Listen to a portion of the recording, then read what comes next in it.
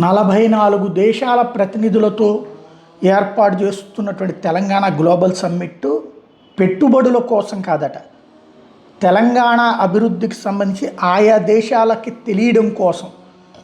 ఇది బట్టి విక్రమార్క చెప్తోంది. పనిలో పనిగా పెట్టుబడులు వస్తాయి అంటే పెట్టుబడుల మీద ఓవర్ ఎక్స్పెక్టేషన్ పెట్టదు. ఇప్పుడు ఆంధ్రాలో వచ్చేటప్పటికి దాదాపుగా 14.5 లక్షల కోట్ల రూపాయల పెట్టుబడులు వచ్చినాయి అని చెప్పారు. ఇప్పుడు దానికంటే ఎక్కువ ఆశిస్తారు హైదరాబాద్ అని.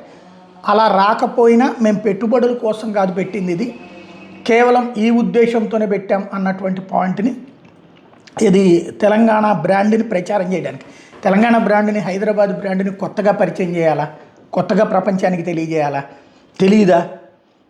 ఇది ఒక విచిత్రమైనటువంటి పరిస్థితి. ఇప్పుడు ఒక పోటీ మాత్రం ఖచ్చితం. ఆంధ్రాలో విశాఖలో మొన్న జరిగినటువంటి పెట్టుబడుల్ని ఇప్పుడు తెలంగాణ కంపేర్ చేస్తారు. రేవంత్కి చంద్రబాబే పరీక్ష, గురువుగారే పరీక్ష. ఇంకోటి ఆంధ్రాకి ఏమీ లేదు, వైజాగే ఇప్పుడు చూపెట్టుకుంటున్నది, ఒక కర్టన్ రైజర్గా చూపెడుతోంది, లేదంటే కనుక భవిష్యత్తు గురించి చూపెడుతోంది.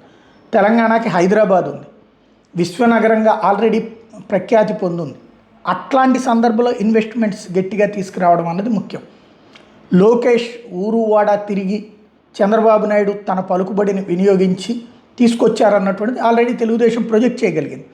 అక్కడ దానికంటే రూపాయి ఎక్కువ, రూపాయి ఏంటి భారీగా ఎక్కువ సంపాదించగలగాలి, లేకపోతే అది పరీక్షకి నిలుస్తుంది. అయితే రేవంత్కి మీడియా సపోర్ట్ గట్టిగా ఉంది కాబట్టి ఏం జరిగినా అద్భుతంగానే అన్నటువంటి ఫోకస్ అయితే ఉంటుంది. కానీ తర్వాత చర్చ మాత్రం జనంలో ఇది జరుగుతుంది.